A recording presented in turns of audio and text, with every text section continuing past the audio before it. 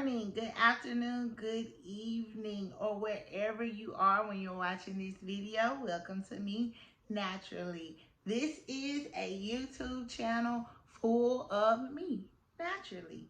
So why another natural hair or natural beauty YouTube channel? Because I am not just your normal natural beauty, natural YouTube channel. I am going to consider myself the amateur's amateur. I learned how to get my curls to do things that I never thought they would be able to do within the matter of give or take 10, 11 years just by watching YouTube. I never really researched on Google. I'm not a big fan of reading. I'm a teacher. That's really bad to say. But whatever. I like to watch YouTube videos. I like to see people do their hair so that I know what to do. But that doesn't always help me.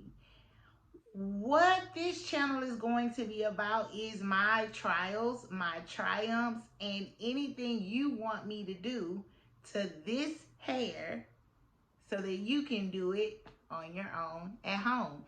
You're going to get to see me fail because I do fail a lot. I do things to my hair that I don't think I'm supposed to do, but I do it anyway. And it don't always work out for the best, but sometimes it works out really amazing, and I'm actually so proud of myself at the end of the day. So that's what this channel is about. It's an amateur doing my hair. I am going to link videos that I've watched. I am going to basically give you what I've given myself throughout this 10 and 11 years. Now, I am considered natural, but if you actually look up natural hair, that is, I'm not completely natural. As you can tell, I do have color in my hair, which doesn't make me 100% natural. Even though I do have curls, even though I don't use perms and many chemicals, we'll get there in a minute, I am considered natural. But a real natural curly hair girl has no color in her hair.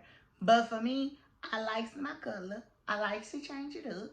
So therefore, I'm going to keep my color. And I'm still going to call myself natural because it took a lot to do this, y'all. It didn't come overnight.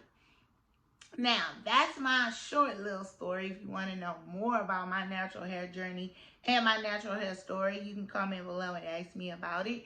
And I'll make a very detailed video on it. But for right now, I am going to give you your 5 biggest tips. 1, 2, 3, 4, that you are going to need so that you too can get on the kick of a natural hair journey, or so you can develop a more, let's say, consistent journey that you might currently be on. So my very first natural hair journey tip that I went on was to learn my porosity. Now, when I first started doing my hair in the natural state, I did a semi-big chop. I was like this short, but my hair was still straight. I didn't do a really big chop. I didn't go really, really short because I was scared, of course, which is why a lot of us don't do the big chop, because we are really afraid to see what would be like if we didn't have any hair. So I didn't do the big chop, but I decided, you know, I need to find out my curl pattern. I want to see what my curl pattern is. I am going to do my hair based on my curl pattern. And yeah, I learned it. My curls were very tight ringlets. They were kind of like how this is at the end, but they were like everywhere. It was so pretty, and then I messed it up with color. We're not going there yet. This is another video for another day.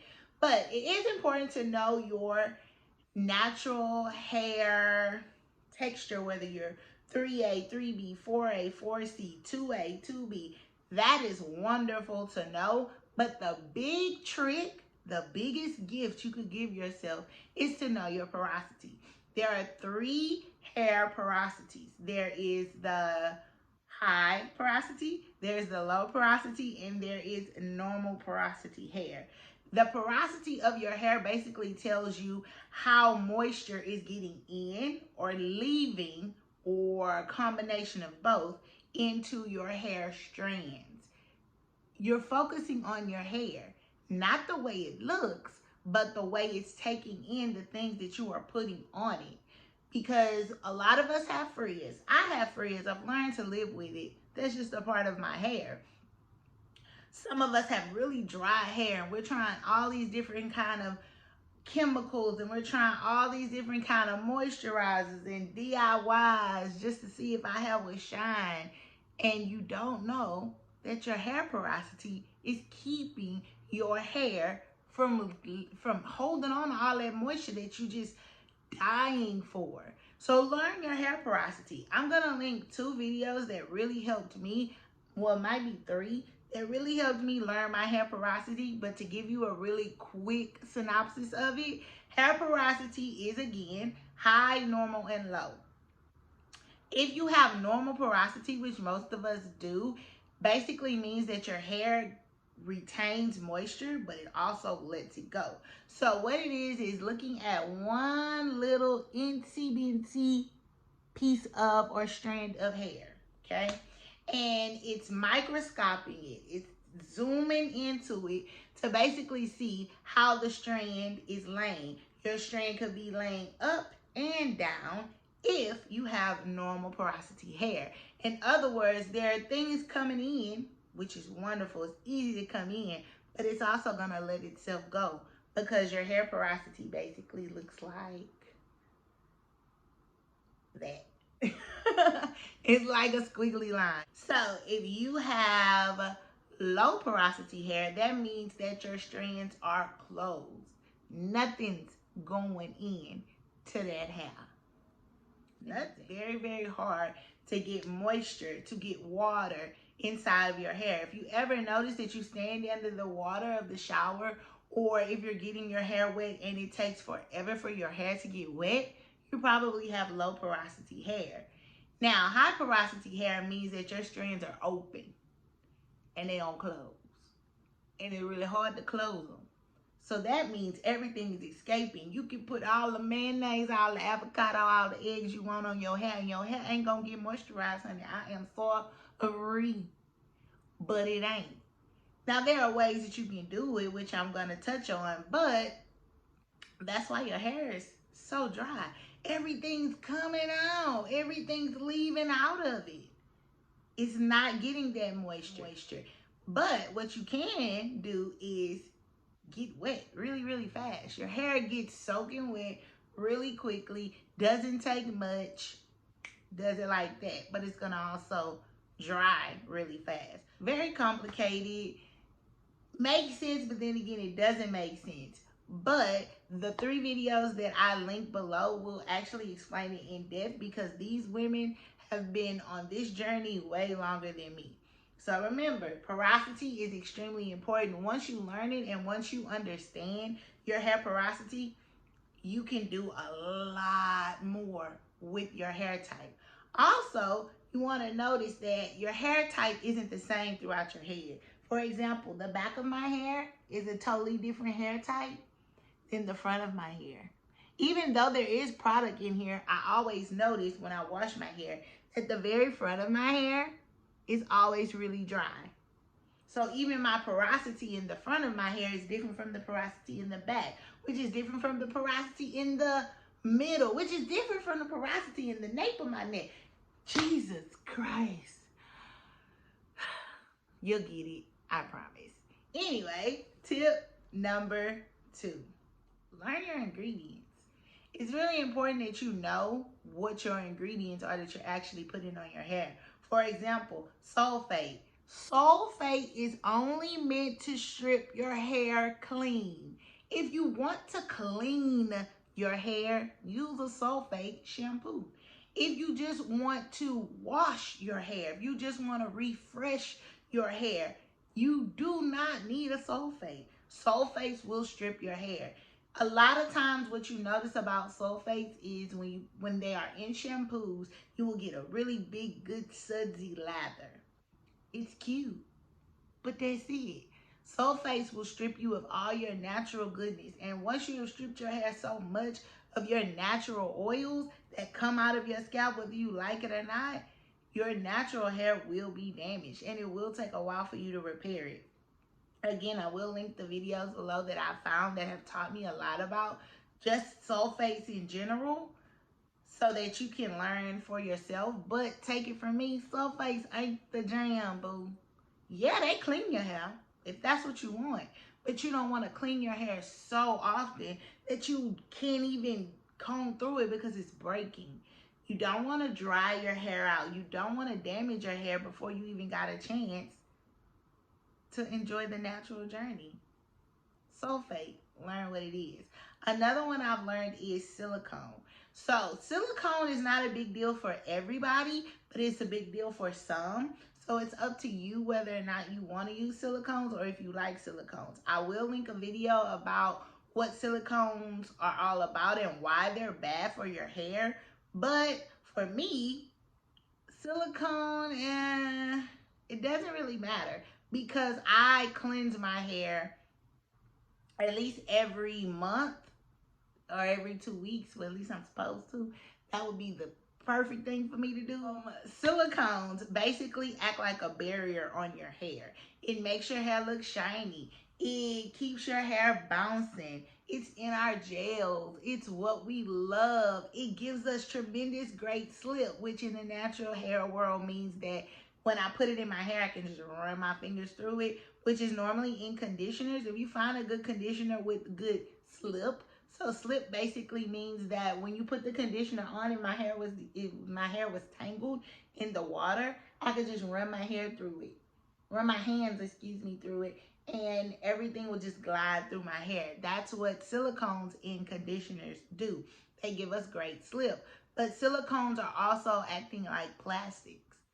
Silicones, when they're in gels or when they're in conditioners, they basically coat our hair strand. So remember that incy piece of hair that I was telling you about that they look under a microscope to learn your porosity? It can also see the silicone that has been deposited on your hair strand. So say, for example, if your hair strands are open and stuck like that, the silicone fills it in. So therefore, you don't have that jagged hair strand anymore. And it also acts to make your hair shiny. It makes your hair glisten. It gives you that, ooh, you got healthy hair. But in actuality, you got crap sitting on top of your hair that you can't get off. Now, what helps you get off silicones? Sulfate. See how everything works together? If you didn't know that ingredient, you wouldn't know how to get that silicone off your hair.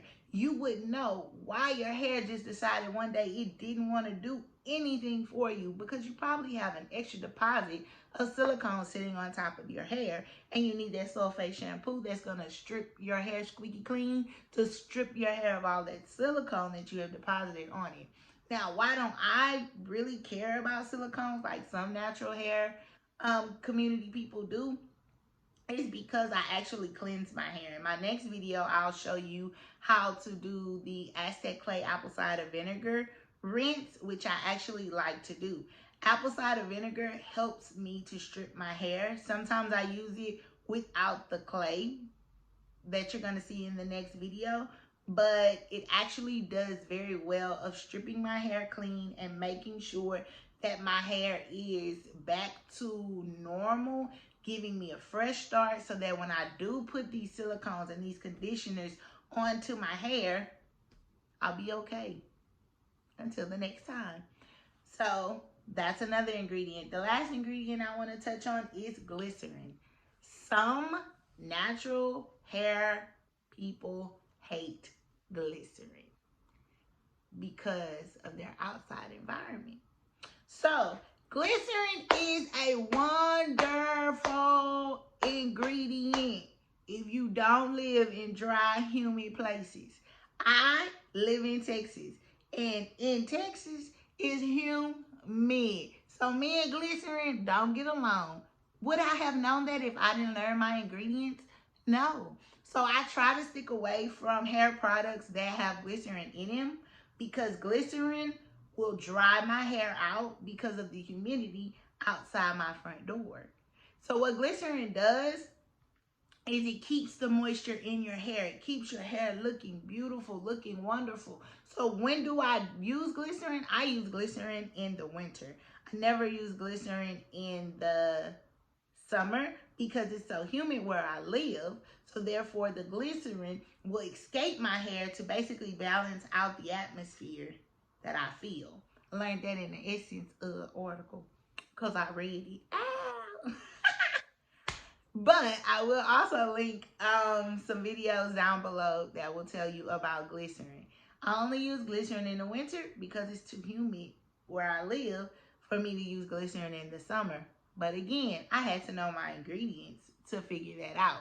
There are tons of other ingredients that you want to look out for. But I don't have all that kind of time to tell you, so I'll let you watch it. Now, my third tip for you natural hair beauties is learn your hair. Everybody's hair is different. I just told you I have like 3 to 4 to 5 different types of patterns in my head, porosities in my head. I had to learn my hair. Everybody's journey is different. My journey is going to be different from your journey. But if you don't listen to other people, if you don't learn from other people, if you don't watch other videos or read on your own, try it out and see if it works, you'll never actually know what your hair likes and what your hair needs. For example, I learned that I repeat, I cannot put a conditioner on my hair, a leave-in conditioner on my hair, and then go straight into gel. My hair flakes. Why? I don't know. And I haven't found another natural hair beauty that will actually explain that to me, or I've never seen even a video that helps me understand why that is. So I had to learn that for myself. That after I wash my hair, I put in my leave-in conditioner and I let it sit for a little bit before I go in and style and before I go in and actually do my gel. Or if I'm in a rush, I don't put a leave-in conditioner at all. I just do oil and I do gel or custard on my hair to help my hair. Another example I can give you is when I noticed that rice water did not work for me because I am protein sensitive. There is a challenge out there that does rice water to help you grow your natural hair, but I can't use rice water because I'm protein sensitive and protein breaks my hair. I learned that the hard way. Putting all that protein in my hair, letting it sit, and then I'm having jagged, nasty, crusty, dry hair because I'm protein sensitive. But I had to learn my hair to learn it the hard way, but I learned it, so now I won't make the same mistake again. Now, my fourth tip is no heat. There was a time, there were a couple of years that I thought that I was going to straighten my hair because I love when my hair is straight. It's so pretty. But I like my curls more. So I had to give up the heat. It was either the heat or the color. And I think I like the color more than I like the straight because I like my curls even when they colorful. So I picked the color. But that's hard for a lot of people. And for some people, I noticed that their curls bounce right back. And some people, it doesn't work. At one point, my curls were bouncing back. But then after a while, my hair said, no more, sis. We ain't doing it. Cut the heat, boo. So I had to cut the heat. So, no heat. When you blow dry your hair, blow it on a cool shot. Don't do heat. Heat is going to do nothing but relax your curls without the relaxer. So if you want straight, unbouncy, unrealistic, that's not your natural hair type curls, then throw all the heat you want on it.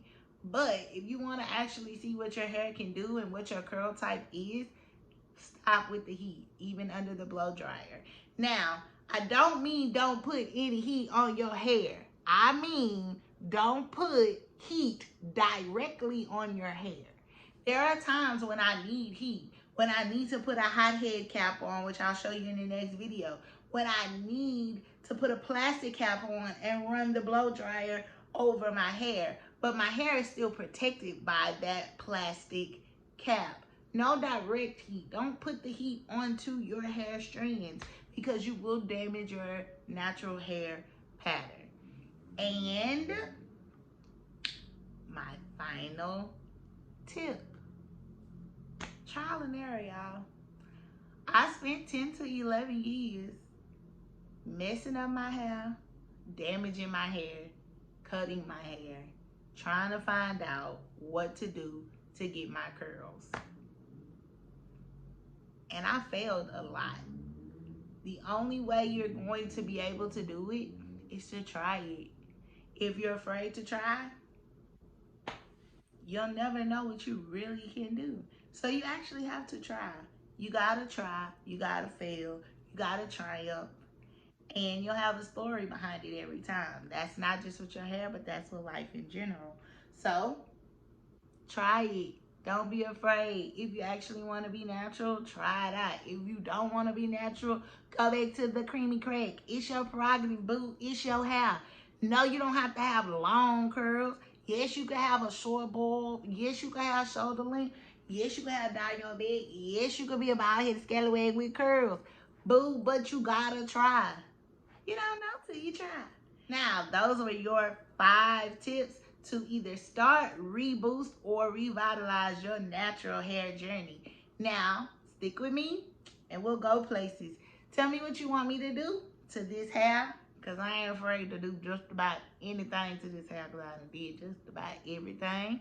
And I'll try it out for you so that you, the amateur, can be with me, the amateur, trying stuff out to this natural hair. Don't just take it from me. Watch the videos that I link below. Subscribe to my channel, touch those post notifications, turn that bell on, boo, so you don't miss out.